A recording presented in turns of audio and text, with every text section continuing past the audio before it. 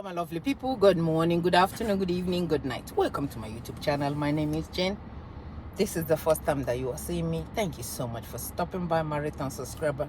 From me to you, I love you. Thank you. So my people, I saw this young man. This young man know the history of Nigeria, like here, right here. Very young man, very talented. After you hear this young man tell you the history of the world, or even myself that watched it, I didn't understand it because the history was too much. I couldn't even get it together. I said, even if I don't understand it, there must be one or two persons there that is smart enough to know what this man is talking about. So let me just post it. When you finish watching this video, you will be so proud of this. This is what Nigeria is denying our people from using their talents and bring our country up. In Nigeria that have a boy like this should not be effing around. In Nigeria that have a human being like this should sit down and write a letter to this boy to come and tell him how to run the government. How can a boy like this be in this country and the 80s and 90-year-olds want to be our president? Now.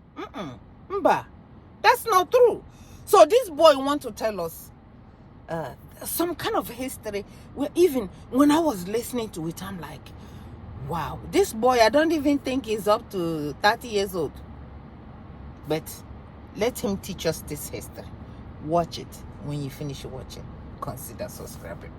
From me to you. Thank you so much for watching. Bye-bye. When the British come to your land, their first aim is to humiliate Sierra Leone, where a king was flogged in the presence of his subjects. It was done in South Africa, where it was called apartheid. It was done to Jaja of Opobo, and of course to Oba Ovonramwen Ogbaisi, king of the ancient empire of Benin. This is the tragic story of Oba Ovonramwen Ogbaisi. This is the story of the invasion of Benin Empire. Benin is the only Nigerian kingdom with the longest interaction with Europeans, but then that doesn't mean they had a cordial relationship. After what was done to Jaja of Opobo, the Beninese feared that they would be next, and so they became hostile to the white people. It was no longer business as usual, and the British responded by invading the land. But they disguised it and made it look like the invasion was a response to what they called the Benin Massacre. This is what happened. Since the Beninese could no longer trust the British, they closed trade with them and banned them from entering their land. This irritated the British, especially a particular colonial officer whose name was James Phillips. He decided, in the usual arrogance of the white man, to visit the Oba of Benin without invitation. Phillips was the acting consul general at the time. He sent a letter to Oba Ovonramwen saying he would visit him to discuss the opening of trade and to allow white men to enter Benin. So in January 1897, Phillips began traveling down to Benin, along with 6 other officers of the Niger Coast Protectorate, whose names are provided in the description of this video. These men carried boxes with them, and what was in those boxes were firearms. Oba Ovonramwen sent a messenger to Phillips saying that he won't be able to receive him at this time because he was in the middle of the Agwe festival. During this festival, the king is forbidden from setting eyes on non-Beninese, and foreigners are not permitted to enter into the land. The Agwe festival ceremonies was a month-long period of abstinence and spiritual purification. The Oba added that he will be able to attend to Phillips after this festival as long as Phillips came alone without any other white man. But Phillips said no and kept on going into Benin anyway. This made the Oba a little apprehensive. If Phillips meant well, why couldn't he just wait? And why couldn't he come alone as they have been doing in the past? 2 Benin officers, Ologbosere and Iyashere, were convinced that Phillips was leading an invasion, and they couldn't just sit by and watch this happen. They didn't want to suffer the fate of Jaja of Opobo and Nana of Ishekiri. On 4 more occasions, messengers were sent to warn Phillips that was not a good time to visit the land. But the guy was set in his ways and kept on going anyway. Was he being arrogant or just plain stupid? Even the people in his entourage warned him to obey the Oba, but the guy remained stubborn. And it is important to note that this trip wasn't even approved by Phillips' superiors. Then the unexpected happened. Phillips and his men were ambushed by Benin warriors. They were all killed except 2 officers who escaped with wounds. This was what the British press tagged the Benin Massacre. They made it look like the Oba of Benin had ordered the killing of peaceful British emissaries. There was no mention of the fact that the invasion of Benin was already a planned event. In February 1897, the British retaliated. They invaded the city of Benin and sacked it. Thousands of civilians were murdered. Hundreds of villages were burnt down. It may interest you to know that Hausa and Yoruba soldiers were used to conquer the Beninese, but that's a whole story on its own, a story for another day. Oba Ovonramwen had to run into the bush. He became a fugitive, a refugee in the land where he was king. 2 days after this invasion, on February 20, 1897, the British started a calculated, systematic destruction of the legacy of the Benin Empire. This was when the artwork of the Beninese were looted. Another story for another day. After nearly 6 months of hiding in a bush, Oba Ovorami eventually tired of running and he surrendered himself to the British. Even in defeat, Oba Ovorami presented himself in a procession consisting of drummers, 20 wives, 10 chiefs, and 800 followers, and he was richly dressed in coral beads with a crown on his head. The Beninese are a proud people. Ovorami begged to surrender in private, but the British said no. The mighty king of the Beninese was derobed in public, his crown was removed, and he was made to bow to the white man in the presence of his subjects. The people shed tears. This part of their history still haunts them to today. Some noblemen of the empire even committed suicide after this sight. A particular chief called Oba Yuwana later killed himself by slitting his own throat. When Ovorami was convinced that he was going to be exiled, he fled into the bush again. A particular chief called Ojumo gave out his hideout after the British threatened to kill him and his family. Some historians claim that he wasn't threatened but bribed instead. Ovorami was captured a second time. He tried to bribe his way into liberty by offering to show the white men where he had kept his 20 ponchos of palm oil and 500 ivory tusks. These were treasures, but alas, the British had already found out where it was kept. Oba Ovorami became dejected. That was his last hope and it was now gone. He was tried on several occasions and shipped out of his own land. While he was being shipped, Oba Ovorami, a king of an empire, cried out for help like a peasant, but he was further disgraced by having his mouth tied. Ovorami was deported to Calabar, where he lived the rest of his life as a commoner. He died in 1914, the year of Nigeria's amalgamation. That was how the great empire of Benin was ended, and then it was absorbed into the colony of Nigeria. Olaronimi wrote a play about this. He presented the history just as it happened, including the part when the king was made to remove his crown. The play was titled Ovorami no Gbaise, but the Beninese frowned at the play. They rejected it because it hurt their pride, and so they commissioned another playwright to write a play to their taste. This playwright was Ahmed Yerima, and he did the good job of presenting them with an edited version of the history. Thank you for watching.